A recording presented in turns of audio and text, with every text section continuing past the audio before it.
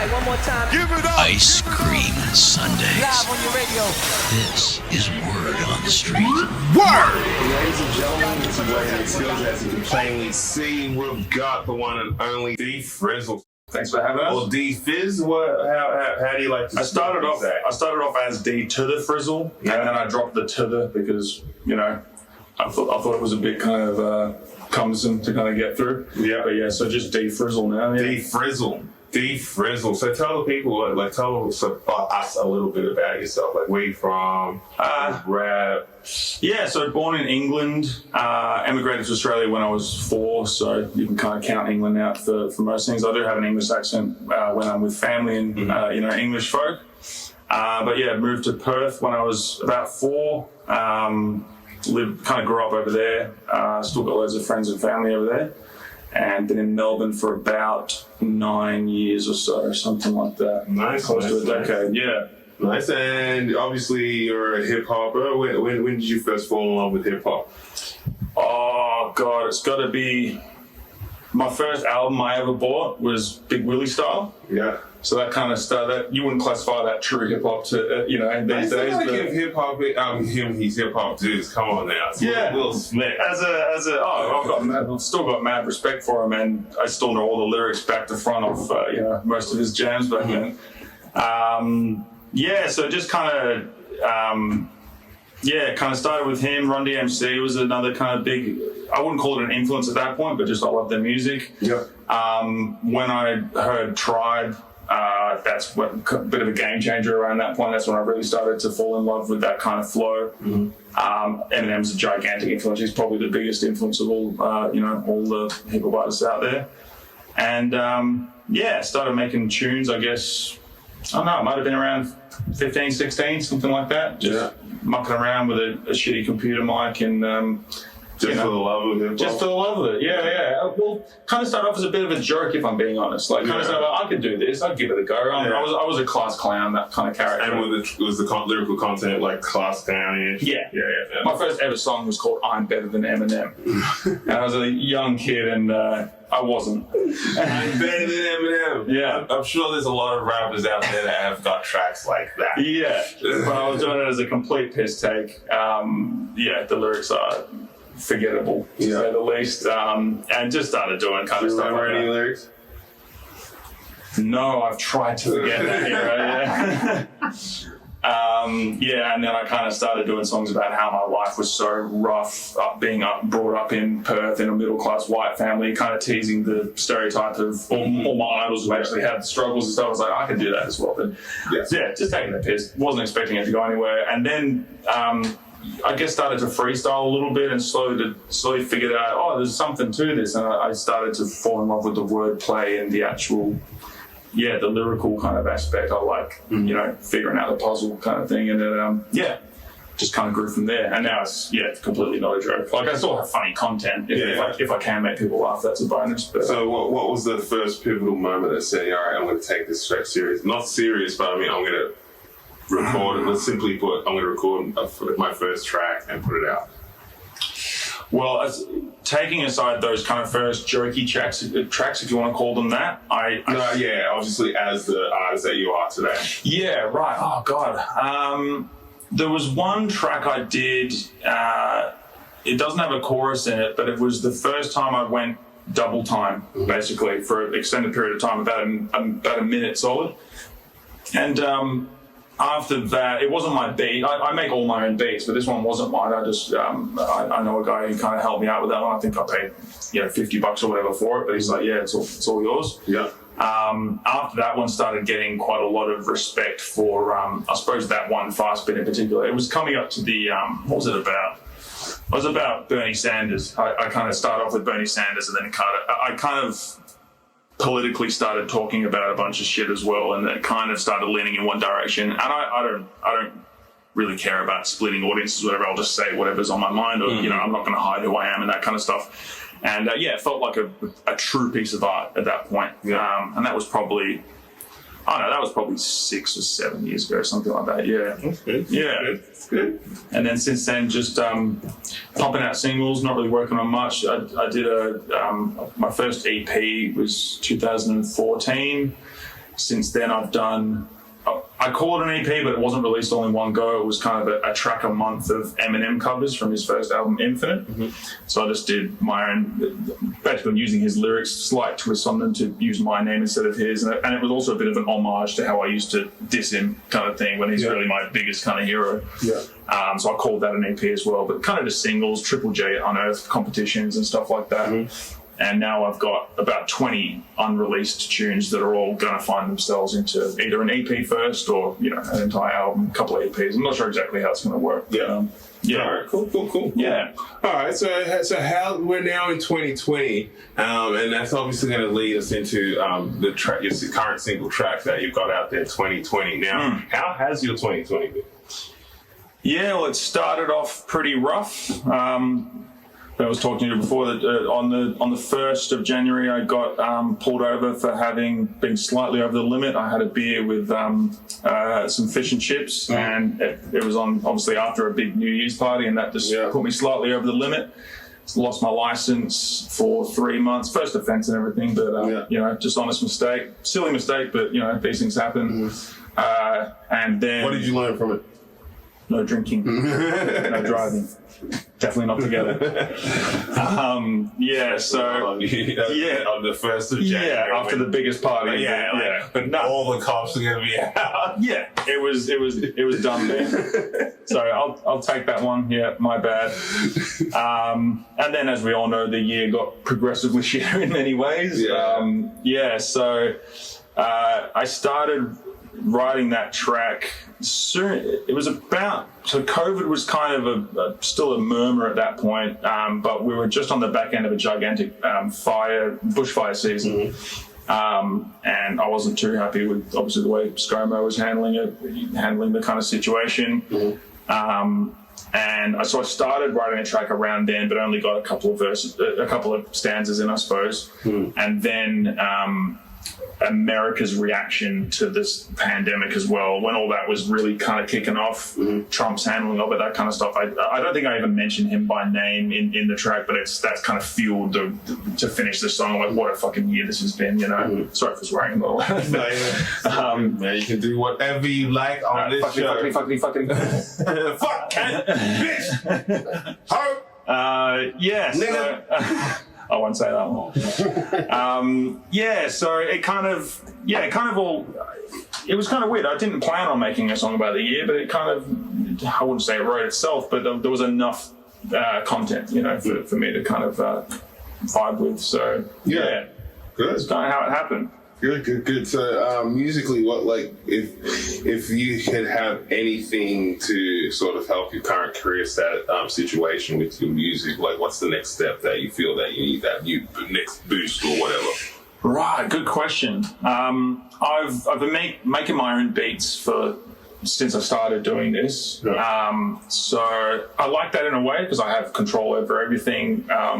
Some of my beats aren't, you know, probably a bit peculiar. They're not kind of standard hip hop, which I like. I like, you know, I've done electronica and I've done a few other things as well. So I like kind of experimentation with that kind of stuff. But having a producer would be amazing. You know, just kind of having someone to, like, they're always writing beats. They know me, you know, quite, and then they're in my back catalogue and they could, you know, they know my taste and that kind of stuff. And that would probably be, something that I would be definitely interested in talking to a few people about. You know, that's what creating a sound and, you know, basically. Finding a team. Yeah, exactly. Yeah. And then people who are often making beats know how to, you know, perform it live as well. And it's kind of, a bit more. There's different elements. Absolutely, yeah. Because at the moment I'm wearing all the hats kind of thing, which is fine because you kind of need to know who you are and know your own voice and that kind of stuff. But having a partner for the project would be probably the next step in the right direction, I think. Yeah. Cool. And now going back with the current track, 2020.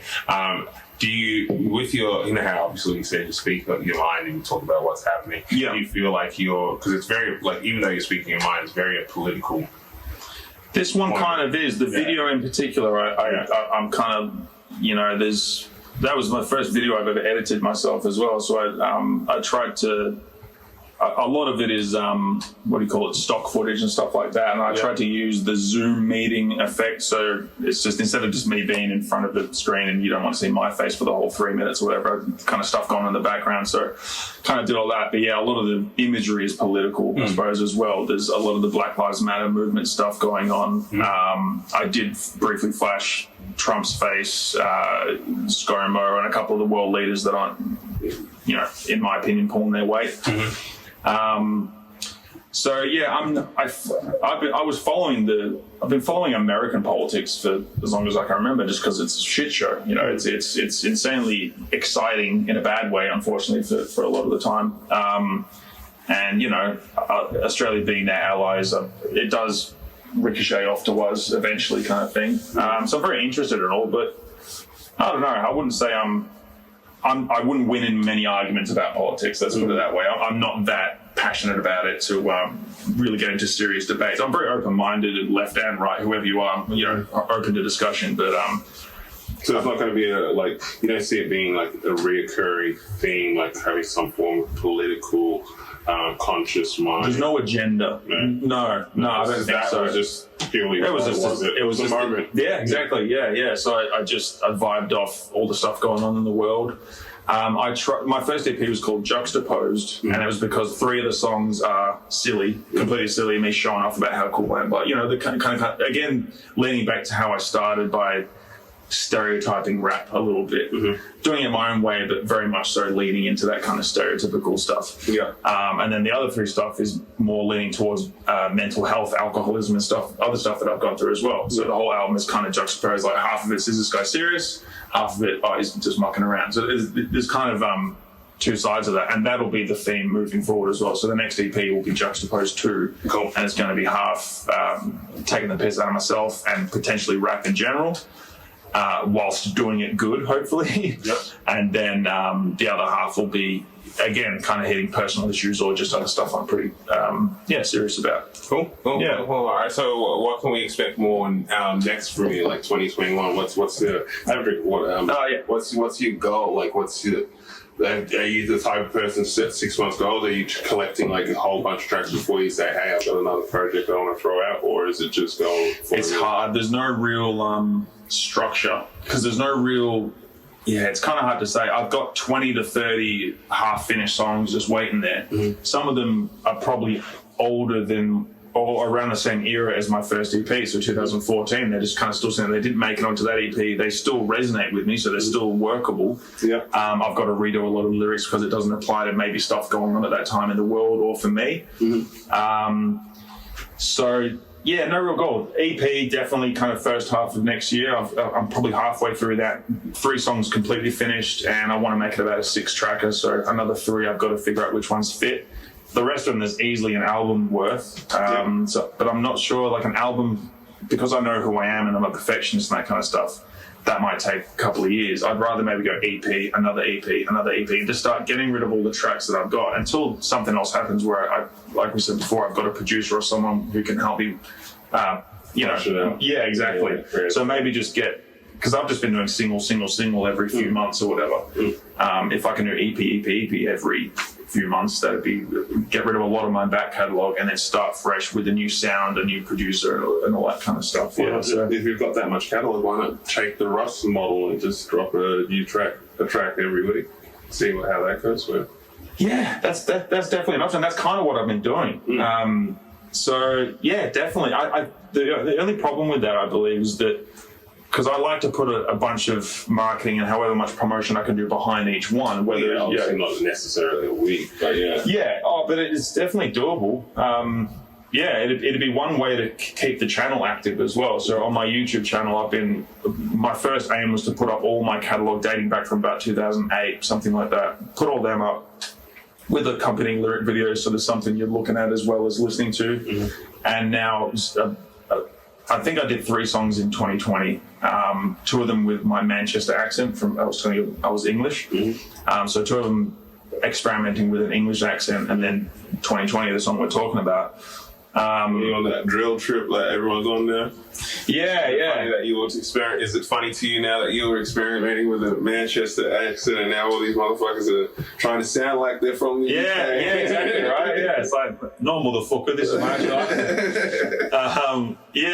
So that was a bit of fun, but yeah, that was the same kind of thing. It's like just pump out a song. 3 months later, hey, that got a decent response. Do another one, and then the 2020 track came out. So that's definitely an approach. It keeps the channel busy. Now I'm up to date with all my back catalogue. As soon as I release it, there will be a lyric video accompanying it as it gets released. So it kind of I've caught up to date with myself. Because then maybe you can just be doing that and basically working towards the album. So you've got all these chunks that you just got to drip feed out and see what happens, build your brain. It's not a bad idea, honestly. Yeah. Find that producer to work with. Because let's say the debut album or the next EP or whatever it ends up being, maybe none of those songs are written yet. And maybe you're right, maybe having a few tracks released, and that's how I make the connections until that album gets started from in its infancy. Yeah, not a bad idea. My whole life's just changed. That's what we do. We have conversations, man. That's why I like to have conversations and pick people's brains and have these conversations and see where people's heads are at. Yeah. So 2021. Expect some big things from this guy. Dream collaboration. Who would your dream collaboration be? Oh God, I know a lot of the crew from Big Village, hip hop crew out of Sydney. I know them all personally, but they're definitely the type of vibe and the type of crew that I would love to work with. I've worked with a couple of them before, but being a part of that label, even, or being a part of that, would be awesome. I could dream bigger and say Eminem, but let's keep it realistic. I'll keep it realistic. Yeah, exactly. That's good. Dream producer collaboration. What's that? Dream producer collaboration. Because maybe got some producers watching right now, so let's see what type of sound you like. That's true. I like. I won't name any names because I'd rather maybe say styles and stuff, but anything A Tribe Called Questy is definitely in my repertoire. Like that's kind of my vibe. But then I like hard shit as well, drum and bassy, grime, that kind of stuff as well. And as I said, I experimented with double time. I like to flex however I can, flexing double time speed or slow ballady stuff if it suits. I don't mind singing as well if I can find my voice in it. So yeah, I just won't do Christian rap, Christian rock, or anything kind of trippy rap. Nah, probably not. Not exactly my style. I like a lot of the beats that these, for lack of a better word, mumble rappers are using. I like a lot of the sound. That trappy, I love that kind of vibe. I can hear myself over it. I get, I download free beats that are kind of floating around, and but my voice over the top of that is completely different to a lot of the auto-tuney kind of shit that I hear. Yeah, well, that's good if you're doing something, like if you're doing something on the kind. It's like saying if you're a singer but your flow is like a rapper, it's not like you're really rapping but you're singing. Exactly. It's something that is the norm but you're doing it a little different. So if you're flowing on trap beats but you're sounding like a boom bap rapper, that's dope. Exactly right. I feel that people get drawn to the beat as well. I mean, I may be wrong. There's probably a billion people who will disagree with me, but for me, that style of half singing, half rapping, kind of mumbling, as we've kind of noted, and I suppose made fun of it a little way. That I don't think is what's really dragging people in. I think it's how well produced the song is. That, and I think the amount of content, because it's like, let's be honest, like everyone is like, from your popular pop fucking artist to your bedroom artist is doing that sound. Yeah. It's not like it's just popular in this crowd. It's it's worldwide. So it's like it's achievable, so to speak, if you know what I mean. Absolutely. So it's not that special, and so the content is coming out really fast as well. So it's not like there's a trap song that I can be like, I'm listening to that still 6 years later, 10 years later. You know what I mean? It's a moment thing.